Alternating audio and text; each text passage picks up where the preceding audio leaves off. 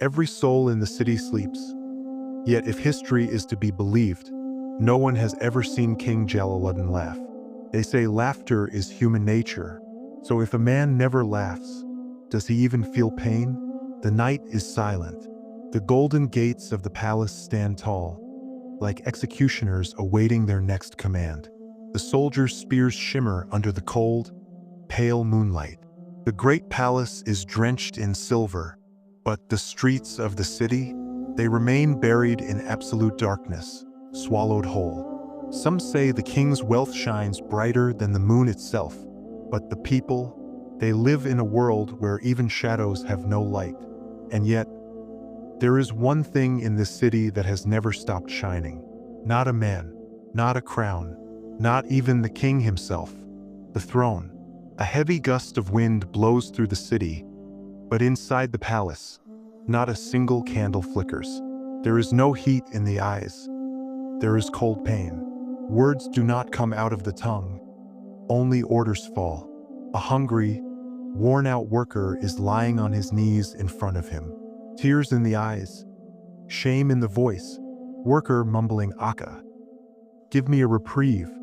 Just a day, for God's sake. Badshah's gaze. The one who only sees the strength. Badshah looks down from the threshold of his strength, but his face is completely formless. Badshah, smiling slightly. A day's reprieve? Takes a pause. Even before death, some people die with hope. That's the only difference. The worker shivers. There is no fear in his eyes. Now it's just understanding. The soldiers move forward, but the king raises his hand. A long silence, and then he bows down. The king, in a low voice, just enough to be heard by the worker. Do you think death is the biggest punishment? No. The biggest punishment is fear. A cold, light laugh, and the soldiers pull the headman away. The door lights up again. The party starts again. But there is still something in the air. A small voice, a big question. Outside the door, a Pakora is watching all this from his corner. There is neither strength nor courage in his eyes. There is just a strange longing.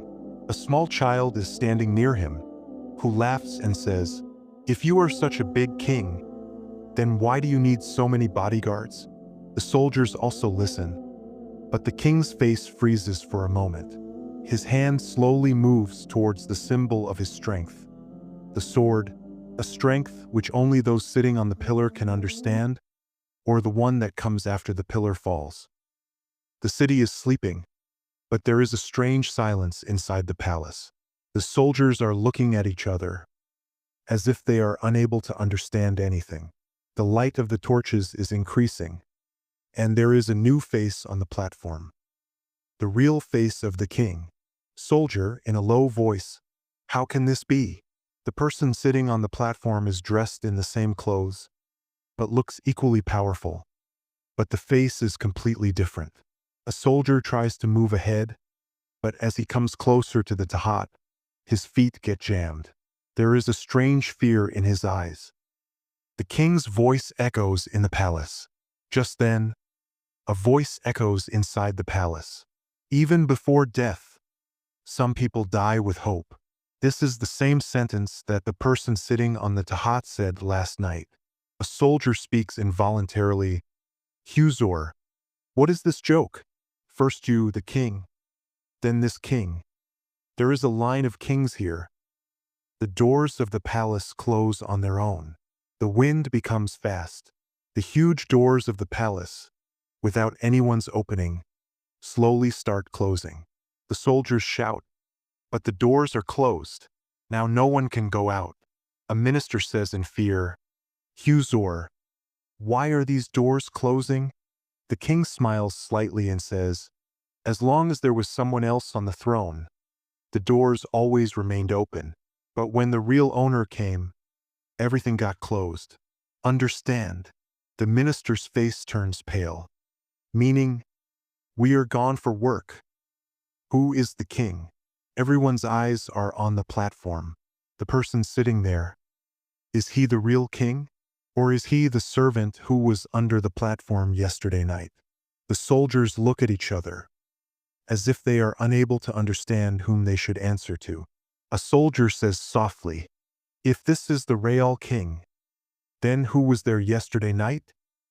A punishment that no one had even thought of. Then, the person sitting on the bench slowly raised his hand. All the soldiers started to move back. No one could understand whether this punishment was real or not, or whether all this was a punishment. And then he says something that no one had even thought of. "From today, every soldier, every minister, every person who was with me, is now a servant." A minister says helplessly, "Huzor, what is this joke? I usually eat without doing any work. How will I work?"